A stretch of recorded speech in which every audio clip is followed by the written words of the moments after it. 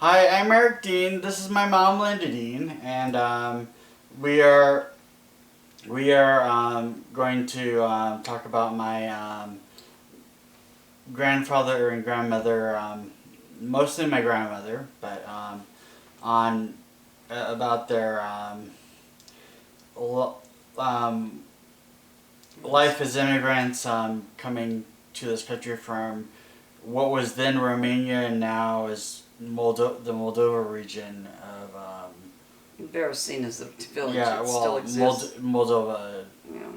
area of Europe, and they settled in which part of Washington? Eastern Washington. Well, Um, kind of east central Washington. Between over by Colotus and Clovis Wichita and area. Wichita, Washington area. And anyway, I'll let you. My mother was born in 1911, and her father's name was Johann, and her mother's name was Katerina. And my grandfather was a shoemaker, and my grandmother was a seamstress. And my mother also had a brother. He was an older brother.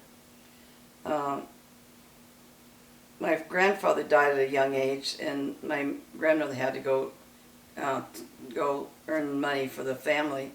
And my mother, she was only probably about 6 or 7 when she went out on it and helped by babysitting and bringing in money for the family. My uncle went to war through the Russian war military. He was forced to go, and her mother was dying, and so she had no family there after her mother dies. So her mother arranged her to travel with her close friends, family, and you had to have a sponsor in order to go to the United States then, and they had a sponsor for them in the States. So they went by steamship from Veracina, Romania, to Sao Paulo, Brazil. They could only go so far, and then they had to work. They worked in Sao Paulo for 4 years to earn enough money to get to the United States. And my mother worked in a boarding house for 4 years, and it was run by Catholic nuns. And she worked there. She liked working there, and she came over here when she was 16 when she arrived in the United States, and they arrived at Ellis Island, where they were processed through as immigrants. And then from there, she had arrangements to stay with a family in Ralston, Washington. And Ralston was a town between Ritzville and Wichita, Washington. And at that time, it was bigger than Ritzville.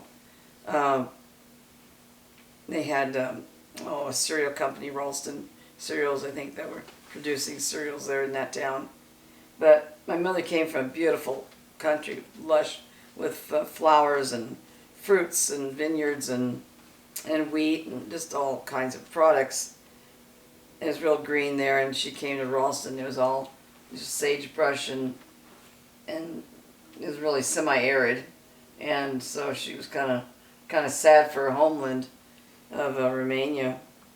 But she went to school. They had a little school there in Ralston where she learned how to speak English, and then they found her home to work out in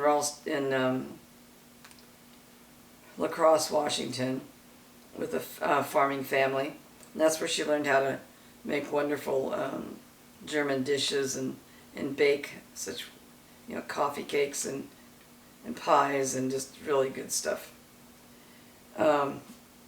She met my dad at a church dance, and they were married in 1933. My dad was 11 years older than my mother. And then when they first married, they lived in a little small house, and he rode a horse to work every day, and he'd get $10 a month. That's what their income was, at $10. And in those days, $10 was quite a bit.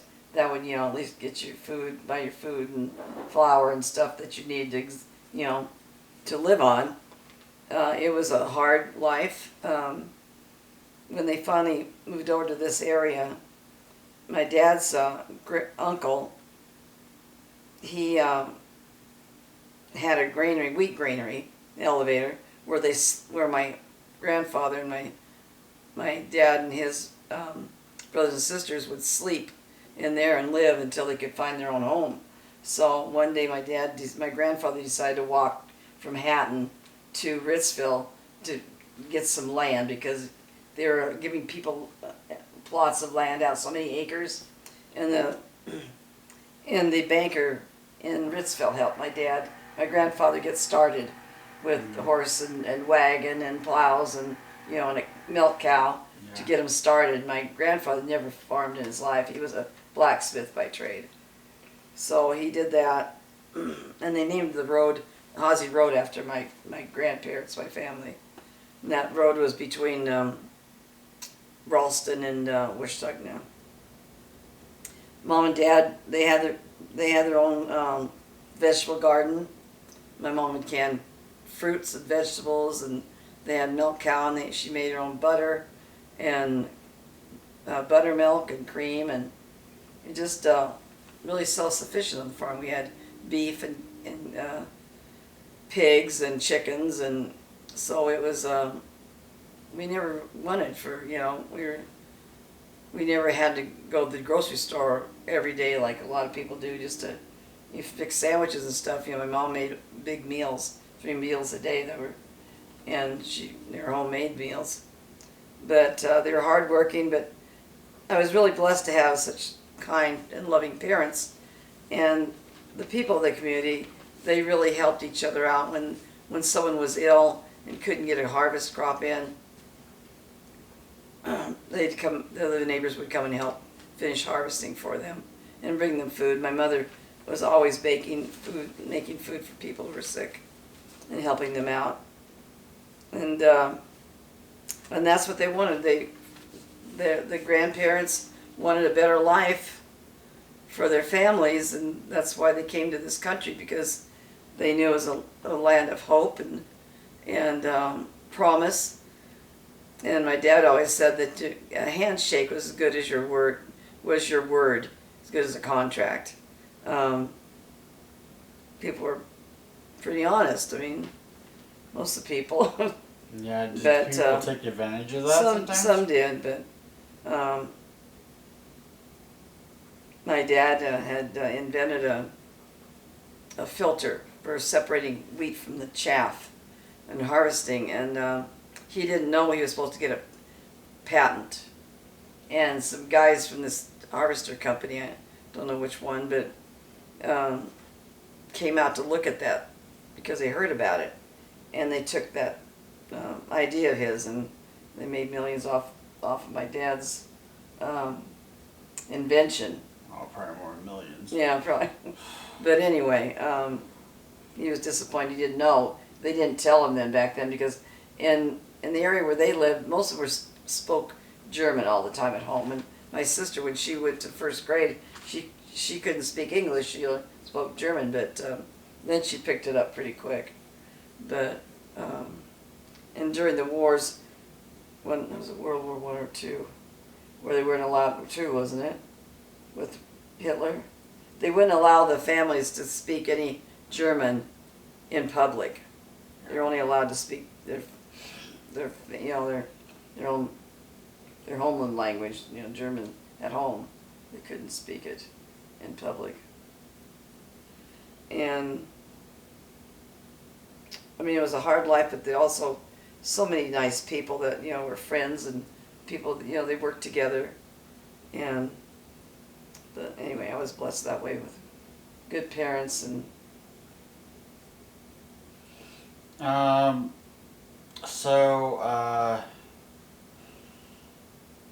know.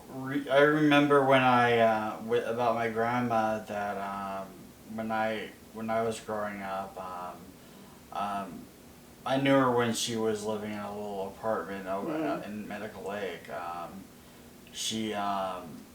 I would stay with her when she, kind of watch her when she would, to make sure she would take her meds and stuff. And she'd get up really early in the morning. That's all she did all her life. She got up early, went to work. She would stay busy until evening, and then she'd go to sleep early. And she loved flowers. Mm-hmm. Like you. Oh yeah, she loved her flower gardens. She even had a little flower garden at the apartment she had. Mm-hmm. Yeah. And she wanted to learn how to drive so badly, and Dad was going to show her. I think the old Model T. And so Dad got in the passenger seat and Mom got in the driver's seat. And we had a big watering trough for the horses in the front yard. And she started the car up and it shot off and ran into the water trough. And she got out of the car. She wouldn't go in it again. She said, I'm not driving. That's enough for me.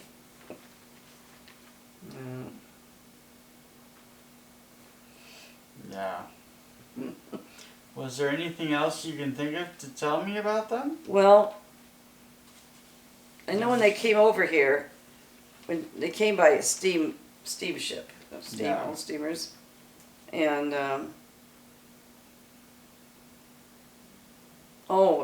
she introduced King Carol the First. Yeah. At the when she lived in Beresina, in her village, she got to introduce the King Carol the First of Romania to the community. They had a town hall, and she got to speak. She could speak Russian and German and Romanian. So she was the only one that could do that of all the kids. So she got to introduce him to the village, and she thought she was so proud of that to be able to. She's chosen to do that. Yeah. You know.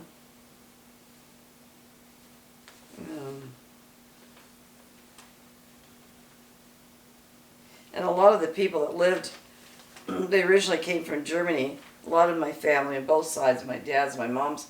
A lot of those names you see in Ritzville, in the local areas, there's Haases, there's Sackmans, there's just different ones. They had those people that were the last names in Romania. A lot of them would migrate from Germany, go to Romania because it was better over there because they weren't taxed as high. So that's why they migrated from one country to another for a better life, better. Yeah. But then when the communists took over, then they took everything. They didn't have anything, and they wanted her to come to the United States because it was getting pretty bad over in Europe. But there's a dream, to go where there's a better life and hope for a better home life and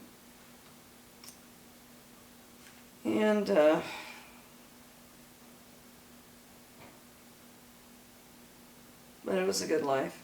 And I was blessed with good parents, and my mother loved to crochet afghans, and this is one, I don't know if you can see it very well, but this is one that she crocheted. She liked to do that. She'd make them for the church or for friends and family. She loved to do that. She liked to sew. She was very talented. Yeah. And it's hard. I don't think anyone in this age would be able to do the stuff they did then, because it was hard work. It was hard work and. Yeah, no. Stuff that you described. Well, stuff that we never had to go to the store for lunch meat. We never had to go to the store for, beef or chicken or anything. We had it at home, Yeah, they had to butcher everything and. Well, they didn't waste. No. Didn't waste their stuff. Well, I don't want to think about that, but. I'll tell you one story about, we had some friends that lived up the road from us, about a quarter of a mile from our home. That was going on the Lions Ferry Road. We lived on that road, going towards Blues Falls. And the neighbors' kids, they put up a sign before you get to our turnoff into our driveway. It said, hamburgers ahead and food. And they had made an arrow going into our driveway. And Mom couldn't figure out why all these people were coming in. And they said, well, there's a sign down there. It says food. and we were hungry because from wherever they came, I don't know what town they came from, over Spokane somewhere, they had never been through that area, and there's nothing there. There was nothing to eat over in there until you got to the falls. They used to sell hot dogs there, but so Mom felt sorry for them when they came in the driveway, and she fed them. There were quite a few of them that came into the driveway, and they asked if there was any food. She says, "Come on in, I'll fix something for us," and she'd always make them food. And people would come back years later and ask about my mom and dad because they couldn't believe that she'd fix that food for them, even though we weren't a restaurant. Those were the same kids that put up a lemonade stand one year. And their mom and dad had a lot of liquor in their cabinet. Oh, God. Liquor cabinet. And it was the scotch and the bourbon and all that kind of stuff. Oh, vodka. Geez. Well, he was selling a cup of the alcohol for a penny a piece or 10 cents. And these were the guys that loaded and unloaded the wheat to the elevators and come back to the field. But they'd stop before they even got back to fill up the truck again. And by the time they were done that day, they were so drunk. I was the only one that wasn't drinking, and I couldn't figure out why somebody asked me why they weren't getting back to their fields. And I told them there's a stand there. He was selling liquor. They got in trouble. Those boys got in trouble for that one. Yeah. Okay. Well, any recipes you have to write me. It's a good German coffee cake. my grandmother had a lot of recipes, and my mom has, I think, most of them. So, I guess, you can contact me if you want any of them. Alright, so, I can tell we're probably at the end of our, Well, there's a lot of things they did in their lives, but there's a lot of stuff that she could share, but I think we're at the end of our the story that we want to tell. So we'll add more if we need it. we'll add more if we need it. But anyway, it's like 2:00 in the morning now, so we've got to get going. So anyway, have a great day or night or whenever you're watching this. So thanks for watching. Bye.